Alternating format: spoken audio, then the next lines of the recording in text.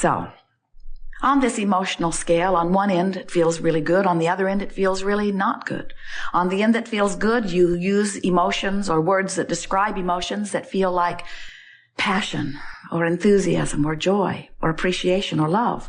They are all vibrationally equivalent or close enough that it's splitting hairs to try to separate them. On the other end of the scale are emotions that you would describe like disempowerment or bondage, maybe even, or fear, or depression, or despair. All very close vibrationally, splitting hairs to really try to separate them. And on the end of the scale that feels wonderful is your perception of empowerment. On the end of the scale that feels awful is your perception of disempowerment. And around that feeling of disempowerment is, I feel awful about this, and I feel powerless to do anything about it. And what most of you say is, if that condition would change, I would feel better. And we don't disagree with that, because we see you looking at conditions that make you feel good, and we see you feeling good. And we see you looking at conditions that make you feel bad, and we see you feeling bad. And we understand why you would say, I need to just change this condition. I just need to take an action that gets that out of the picture so that I don't have to deal with that anymore. And we say, you can do that, and you might receive a little bit of relief from it. But it is ever so much more effective if you take an emotional journey where you little by little coach yourself into a different vibration. And when you do coach yourself into a different vibration, you will close the gap between where you are right now and where you really want to be. And closing of that gap is really what the art of allowing is. Closing the vibrational gap between what I'm doing right now and who I really am as source energy in a physical body, and what I've added to that knowing through the trial and error, sifting through contrast that I've been doing today and yesterday and all of the days of my life experience. So here you are, leading edge creators. You are God. If you want to use that term, we call you source energy. We call you eternal consciousness. We call you infinite intelligence. We call you the leading edge of thought. We call you source energy in physical bodies. And the only reason that you ever do not feel that you are source energy in a physical body is because you have fixated on something or other that has you vibrating at a different frequency than that which really is source. And so there is a vibrational separation between who you really are and who you are allowing yourself to be right now.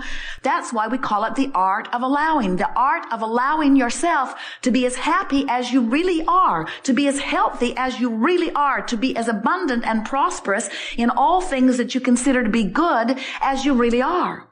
You get to choose. Free will abounds. You are so free, you can choose bondage. But the thing that we want you to understand is that your freedom is a perceptual thing, because freedom is. No one can vibrate for you. No one can perceive for you. No one can direct your thoughts. Oh, they can influence. They can behave wonderfully and help you to feel good, and they can behave horribly and help you to feel bad. But no one can get inside of you and offer your vibration. You are the only one who offers your perspective. And friends, you can guide it more effectively than you know. The reason that you have not been guiding your vibration as effectively as you are really capable of doing is because you've been trying too hard to take too big of jumps. You're over here and you want to be over there, and when you try to jump, you can't. Your well-meaning Abraham teachers and students will say to you as they see you in your negative emotion, you know, you create your own reality. You need to cheer up. And you want to say, it's not possible that I create my own reality, or you would be gone from my experience. The grief you bring me, I am certain I have no power. And we want you to understand that you have full power, and that the grief that you are feeling is because you are choosing to let whatever you are observing set the tone of the way that you are feeling, rather than withdrawing your attention from that and putting it on something else. When you withdraw your attention from those things that are not pleasing you, and you put your attention upon those things that are pleasing you, what begins to happen is that those pleasing things become more abundant, and those not pleasing things become more rare. until eventually those not pleasing things cannot be part of your experience because you have eliminated your attraction factor from your vibration. What you think and what you get always matches. As Jerry and Esther are traveling, as they do constantly, they travel from Phoenix to San Diego on a regular basis, eager to get to San Diego. Cool and beautiful, wonderful restaurants. They always so look forward to being there. And as they're traveling the 400-mile distance westerly across the desert, they do not feel uncomfortable or worried that they will not reach their destination. They never come to the halfway point, which is approximately Yuma, Arizona, right out there in the middle of the desert. They never get there and feel so discouraged as they take score of where they are, that they have not yet achieved their manifestation of San Diego, that they freak out and then get disoriented and turn around in the wrong direction and go back to Phoenix. Of course, that's a ridiculous picture, isn't it? Phoenix, Yuma, Phoenix, Yuma, Phoenix, Yuma, Phoenix, Yuma, Phoenix, Yuma. Oh, where? How will we ever get to San Diego? Phoenix, Yuma, Phoenix, Yuma. They said it was only 400 miles. We've got 20,000 miles on our odometer. What's going on? Why does San Diego continue to elude us? And we say, nothing eludes you when you focus on it and continue to move toward it. And of course, that's a ridiculous analogy because you don't get lost out in the desert. There are signs along the way. You have compasses and navigational systems and people that can point you in the right direction that have been there before. In other words, you don't lose track of where you are relative to traveling from one place to another. And yet we see you often lost in relationship to your physical wellness, or lost in relationship to financial abundance, or lost in relationship to the improvement or the attraction of a relationship that you've been seeking. And the reason that you are lost is because you are not quantifying your journey in the only way you ever can, which is by paying attention to those two reference points. Your contrasting experience has helped you to know where you want to be. And the inner being, source, non-physical God force part of you knows where that is and is guiding you toward it. So there's that point, and here's where you are, and you can tell by the way you feel whether you are marching towards something that you're going to like when you get there, or whether you're marching towards something that you're not going to like when you get there. You can tell by the way you feel. But until you reach the place where nothing's more important than how you feel, you'll march in the direction of opposition toward what you want for a whole lot of what we see as really, we love you, foolish reasons. Foolish reasons like it's interesting, or foolish reasons like it's the way I've always done it, or foolish reasons like somebody else does it, or foolish reasons like my mother told me to do it this way, or foolish reasons like it's the way it's always been done. There are endless foolish reasons. Foolish reasons like I seek the approval of my peers, or of my government, or of my religion, or of my spouse, or of someone. And we want you to decide today, if you want to get on your path of deliberate creation and really be the allower that you were born to be, we want you to leave here saying and really meaning, nothing is more important than that I feel good and I have the capacity to do it, but I don't have to do it all at once, and I don't have to do it all this red hot minute. If I just gently begin to guide myself in the general proximity of feeling good, I will get generally feeling better.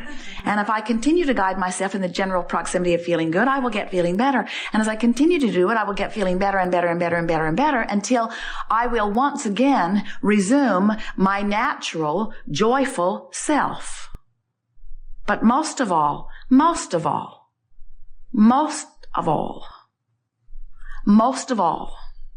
more than anything else, more than everything else, most of all, we want you to make peace with where you are. Because when you stand in a place of shame or embarrassment, feeling unworthy, wishing that you could take it back, feeling regret, you're still moving in the wrong direction. Only you can write your course. And the thing that we think that many of you do not understand is that when you are in despair, when you feel out of control, when you feel powerless in where you stand, and you find rage or revenge or anger, and you feel relief in that, you are moving in the right direction. And those people around you who don't want to see your anger, who don't want to see your rage or revenge, who tell you that it's misplaced or inappropriate, don't know about your vibrational points of relativity. They can't guide you. And of course, we want you to quickly move through the revenge stage before you actually take it. We want you to move quickly through the anger stage before it causes some stronger repercussions and attracts some stronger manifestation. But we would rather that you attract the manifestations that are equal to anger than that you attract the manifestations that are equal to powerlessness. We would rather that you attract the diseases that are equal to anger than the diseases that are equal to powerlessness. Do you acknowledge that there is relief from despair in anger? Then you know how to use your guidance. Do you acknowledge that there is relief in frustration from anger? Then you know how to use your guidance. Do you acknowledge that you feel better when you are appreciating than when you're criticizing? Then you understand your guidance. But what we think you don't understand or remember is that wherever you are is all right. And wherever you are, you have choices now. And you don't have to go back and figure out how you got to where you are in order to take the improved step. And we think it is the need that you have to justify how you got to this place that you don't want to be that is primarily responsible for you staying there longer than you need to stay. And the reason that you do that, dear hearts, is because at deep levels you know who you are. You know you are love, and you know you are supposed to feel good. And you know that you are blessed, and you know that you are worthy. And you know that you are an uplifter. You know that you are love. And when you stand in a place that is less than those things, you freak out on many, many levels. And then you spend a lot of time trying to justify why you're not where you want to be, because you know at these deep levels that you ought to be where you want to be. And we agree, you ought to be there. But when we say you ought to be there, we don't mean you ought to be there because you owe it to anybody else. We mean you ought to be there because that's what's natural to you. You are lovers, and unless you're loving, you're not who you are. You are fantastic creators, and unless you are joyfully romping through life in a passionate feeling way, you're not who you are. And so, how do you get into this place where you feel less good than you really are? What happened? Well, you were non-physical energy. So far, so good. You saw Earth, time, space, reality as the leading edge of thought. So far, so good. You said, I will project a part of my consciousness into a human body where I will be on the leading edge of thought. So far, so good. You said, there will be magnificent contrast and diversity that will make it easy for me to define my personal preferences. So far, so good. You said, Source, in the moment that I define a preference, will join me in it and align circumstances and events to bring it about. So anything I need or want to have or be or experience will be there. So far, so good. And then you saw something that you didn't want to see. Something different from who you are. You looked out into the world and there it was. And your first impulse was, somebody should call somebody. That unwanted thing should not be there. But then you remembered, oh yes, it's a well-stocked kitchen. All ingredients imaginable can be there. My job's not to sift through the kitchen and decide what should be there or not be there. My job's just to take from the shelves of the kitchen what I want to put in my pie. So far, so good. And then, as you move through life experiencing more and more contrast, you said, isn't this magnificent? Because the more contrast I see, the more variety I'm exposed to, the more choices I have, the more clear I become of what I want to do as a leading edge creator out here on this leading edge of thought. The more exposure to the more contrast, the more clear I become. Do you understand that worthy perspective?